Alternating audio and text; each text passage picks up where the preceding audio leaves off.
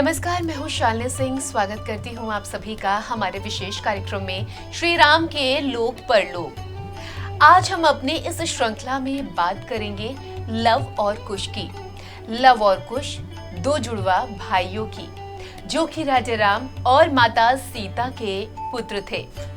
Love कुश से जुड़े कुछ पहलुओं की जानकारी हम आपको देंगे अपनी आज की प्रस्तुति में। लव कुश रामायण की एक अनुवर्ती श्रृंखला है और उनका जीवन परिचय रामायण के उत्तर कांड में विस्तृत है, जो रामायण का अंतिम कांड है, या यूं कहें कि रामायण का अंतिम अध्याय है।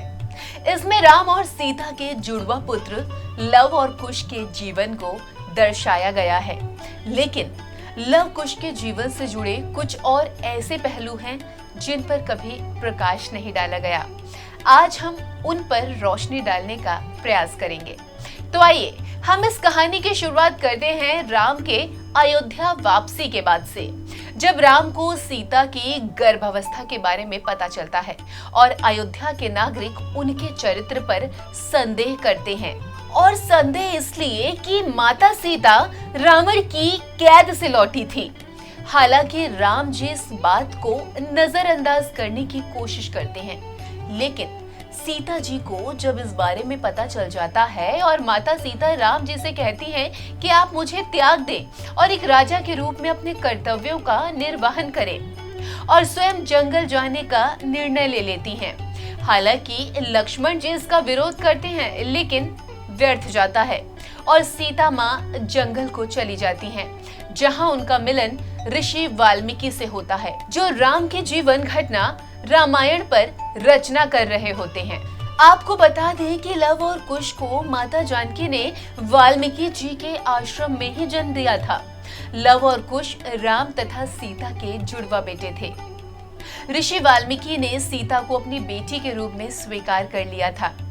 उन्हें उनके आश्रम में आश्रय प्रदान किया गया। वहीं दूसरी तरफ राम सीता को याद कर रहे हैं और दूसरी ओर राजा जनक सीता के पिता राम से मिलने जाते हैं और राम को बताते हैं कि सीता की मां सुनैना यह जानकारी प्राप्त कर कि उनकी बेटी सीता का परित्याग कर दिया गया है, तब से वह बीमार हैं। यह सुनकर राम जी मिथिला जाकर उनसे माफी मांगते हैं। अयोध्या वापस आने के बाद श्री राम जी से कई ऋषि मधुपुर के अत्याचारी राजा लवनासुर के बारे में शिकायत करते हैं और राम अपने भाई शत्रुघ्न को लवनासुर को मारने के लिए भेजते हैं। मधुपुर के रास्ते में वह आश्रम में ऋषि वाल्मीकि जी से मिलते हैं और उसी आश्रम में माता सीता गुप्त रूप से रह रही होती हैं। वहीं शत्रुघ्न अनजाने में अपने भतीजे लव और कुश का नामकरण संस्कार करते हैं। शत्रुघ्न लवनासुर का वध करने में सफल रहते हैं और उन्हें मधुपुर के राजा के रूप में ताज पहनाया जाता है। जैसे जैसे साल बीतते हैं, लव और कुश को ऋषि वाल्मीकि के अधीन प्रशिक्षित किया जाता है और वाल्मीकि जी द्वारा उन्हें रामायण सिखाई जाती है। जैसे बाल अवस्था में हर बालक के मन में जिज्ञासा रहती है, वैसे ही कुश के मन में हमेशा एक सवाल था कि राम ने सीता को क्यों छोड़ दिया। वह यह नहीं जानते कि सीता कोई और नहीं बल्कि उनकी अपनी माँ है, क्योंकि वो उन्हें वन देवी के नाम से जानते थे, यानी कि सीता अभी तक अपने बच्चों के लिए वन देवी थी। 12 साल बाद राम एक अश्वमेध यज्ञ आयोजित करते हैं और घोड़े को लव कुश द्वारा रोक दिया जाता है, क्योंकि वे अपने सवालों का जवाब जानना चाहते थे। जैसे बचपन में आपने और हमने हट किया है, लगभग हर बच्चा हट करता ही है, वैसे ही लव कुश घोड़े पकड़ लेते हैं और बाल हट कर बैठते हैं कि जब तक राम स्वयं नहीं आएंगे तब तक वो घोड़े को नहीं वापस करेंगे। इस बात पर पहले तो लव कुश को घोड़े के रक्षक प्यार से समझाते हैं और घोड़े को छोड़ देने के लिए कहते हैं, लेकिन जब वह किसी भी तरह नहीं मानते हैं तो राम जी की सेना बल प्रयोग करने लगती है। इसके बाद तो महासंग्राम आरंभ हो जाता है। लव कुश के बाणों से घायल होकर सेनापति अचेत हो जाते हैं। इसके बाद भगवान राम के छोटे भाई शत्रुघ्न सेना लेकर आते हैं और घोड़े को मुक्त करवाने की कोशिश करते हैं, लेकिन वह भी अचेत हो जाते हैं। और फिर शत्रुघ्न के अचेत हो जाने के बाद लक्ष्मण जी आवेश में आ जाते हैं और अश्व को छुड़ाने सेना लेकर महर्षि वाल्मीकि के आश्रम में आ जाते हैं। लक्ष्मण जी को मेघनाद को पराजित करने का अहंकार रहता है, इसलिए वह लव कुश को अपनी बहादुरी के किस्से सुनाते हैं और सोचते हैं कि ये बालक हैं, ये डर जाएंगे।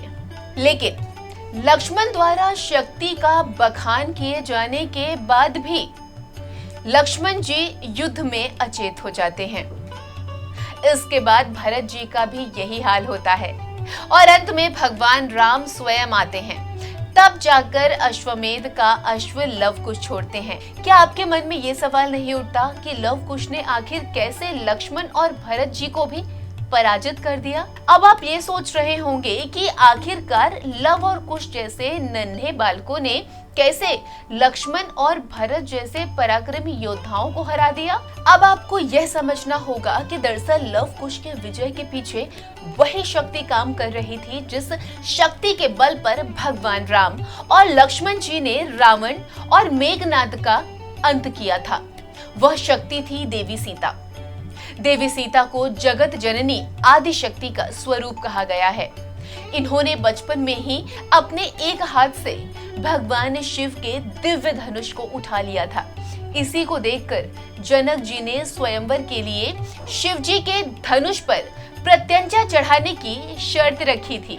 क्योंकि देवी सीता भगवान राम को मन ही मन पति मान चुकी थी, इसलिए स्वयंवर में देवी सीता की इच्छा के अनुसार भगवान राम धनुष भंग कर पाए। रामेश्वर चरित मिथिला रामायण में लिखा है कि देवी सीता ने रावण वध के बाद कहा कि जो भी सहस्त्रानंद का वध करेगा वह सही मायने में वीर होगा। भगवान राम अपनी वीरता साबित करने के लिए सहस्त्रानंद से युद्ध करने लगे, लेकिन एक बाण लग जाने से राम जी अचेत हो गए और इस पर देवी सीता क्रोधित हो गई और उनका रंग सांवला हो गया। देवी के स्वरूप की पूजा मिथिला क्षेत्र दरभंगा में श्यामा काली के रूप में होती है। आप स्वयं विचार कीजिए कि जब तक देवी सीता का साथ राम लक्ष्मण को प्राप्त था, तब तक राम लक्ष्मण ने अपने पराक्रम से चारों दिशाओं में अपने विजय का परचम लहराया। जब माता सीता के पुत्रों पर संकट के बादल मंडराने लगे, तब देवी सीता ने अपने पुत्रों का साथ दिया। देवी सीता के आशीर्वाद से लव कुश ने अजेय सेना को भी जीत लिया।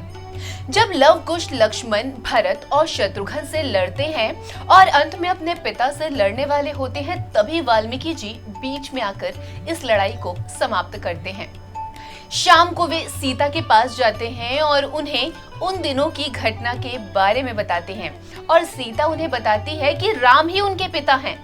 वे रामायण के छंद गाते हुए अयोध्या की यात्रा करते हैं और अयोध्या के नागरिकों को देवी सीता पर संदेह करने की अपनी गलती का एहसास कराते हैं। राम महाकाव्य रामायण सुनने के लिए उत्सुक हैं। वह लव और कुश को अपने महल में आमंत्रित करते हैं और अपने परिवार और अन्य दरबारियों के साथ उनकी बात सुनते हैं।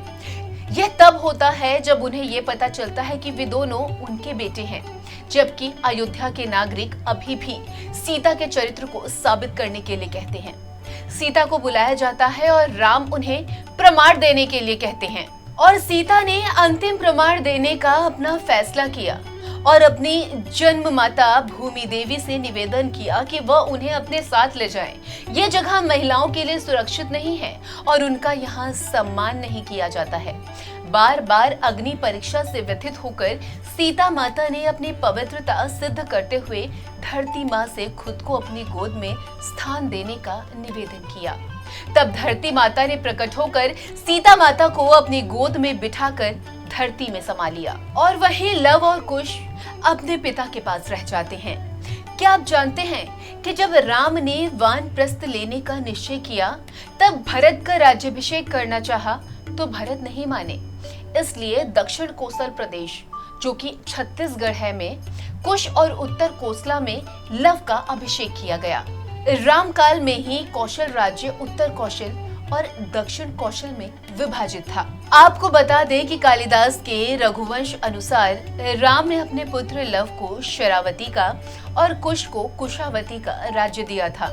शरावती को श्रावस्ती माने तो निश्चय ही लव का राज्य उत्तर भारत में था और कुश का राज्य दक्षिण कौशल में था।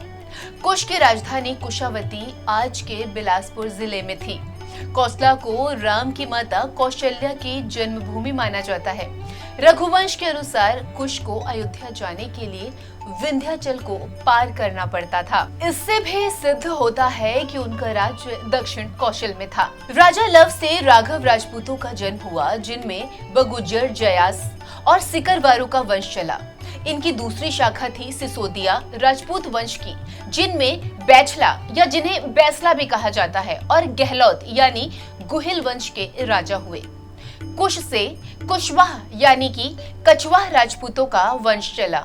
वाल्मीकि रामायण के अनुसार भगवान राम के छोटे पुत्र कुश थे और बड़े पुत्र लव थे। कुश से वर्तमान में कछवाह का वंश चला। लव व कुश ने राम के अश्वमेध घोड़े को पकड़कर राम को युद्ध के लिए चुनौती दे डाली थी। अयोध्या के सभी वीरों को छोटे से बालक ने हराकर यह सिद्ध कर दिया था, शक्ति का गुरूर खतरनाक होता है। ऐतिहासिक तथ्यों के अनुसार लव ने लवपुरी नगर की स्थापना की थी, जो वर्तमान में पाकिस्तान स्थित शहर लाहौर है। यहाँ के किले में लव का एक मंदिर भी बना हुआ है। लवपुरी को बाद में लौहपुरी कहा जाने लगा। दक्षिण पूर्व एशियाई देश लाओस, थाईनगर, लोहपुरी दोनों ही उनके नाम पर रखे गए स्थान हैं।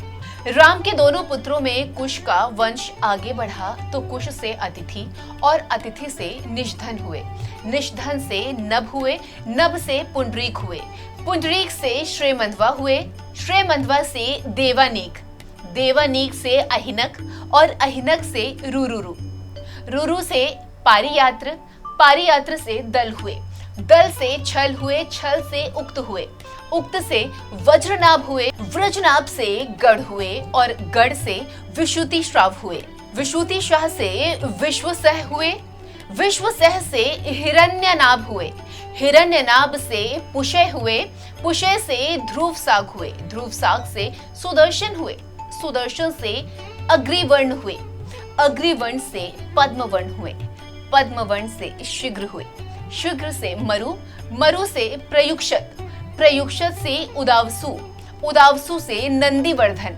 नंदीवर्धन से साकेत, साकेत से देवरात, देवरात से बृहदुकत, बृहदुकत से महावीर, महावीर से सुधृति, सुधृति से दृष्टकेतु, दृष्टकेतु से हयर्व, हयर्व से मरु, मरु से प्रतिंधक, प्रतिंधक से कुतिरथ, कुतिरथ से देवमीड़, देवमीड़ से विभुद, विभुद से महाधृति, महाधृति से कीर्तिराज, कीर्तिराज से महारोमा हुए, महारोमा से स्वर्णरोमा हुए, स्वर्णरोमा से और हृषभ रोमा से शीरध्वज का जन्म हुआ। कुश वंश के राजा शीरध्वज को सीता नाम की एक पुत्री हुई, जिसने सूर्यवंश को आगे बढ़ाया और सूर्यवंश में कृति नामक राजा का पुत्र जनक हुआ, जिसने योग मार्ग का रास्ता अपनाया। कुश वंश से ही कुशवाह, मौर्य, सैनी, शाक्य संप्रदाय की स्थापना मानी जाती है। वहीं एक शोध अनुसार लव और कुश 50वीं पीढ़ी में शल्य हुए, जो महाभारत युद्ध में कौरवों की ओर से लड़े थे। इसकी गणना की जाए तो लव और कुश महाभारत काल के 2500 वर्ष पूर्व से 3000 वर्ष पूर्व हुए थे।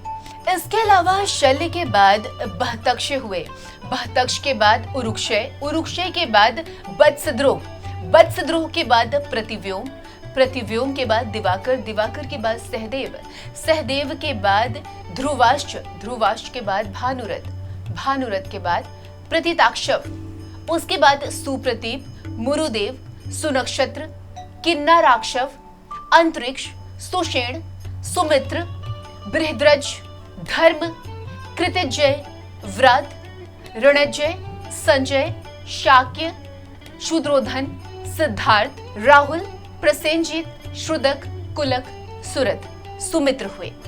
श्री राम जी के जुड़वा पुत्र लव और कुश के विषय में अधिक जानकारी व्याप्त नहीं है। जितनी भी जानकारी संभव हो सकी हमने उसे एक डोर में पिरोकर आपके सामने रखने का प्रयास किया। लव कुश के जन्म से लेकर उनके आगे की वंशावली तक की जानकारी आप तक पहुंचाने का हमने प्रयास किया। हालांकि इतिहास में कहीं भी लव और कुश की पत्नी का नाम नहीं है, तो हम आपको उससे जुड़ी जानकारी नहीं दे सकते। बावजूद इसके काफी कुछ जानकारी हमने इस कार्यक्रम में जुटाने की कोशिश की और आपके सामने प्रस्तुत की। आशा करते हैं कि आपको यह कार्यक्रम पसंद आया होगा। श्री राम के लोक परलोक में फिलहाल के लिए बस इतना ही। हम फिर होंगे उपस्थित। आप देखते रहिए शरणम टीवी। जय श्री राम।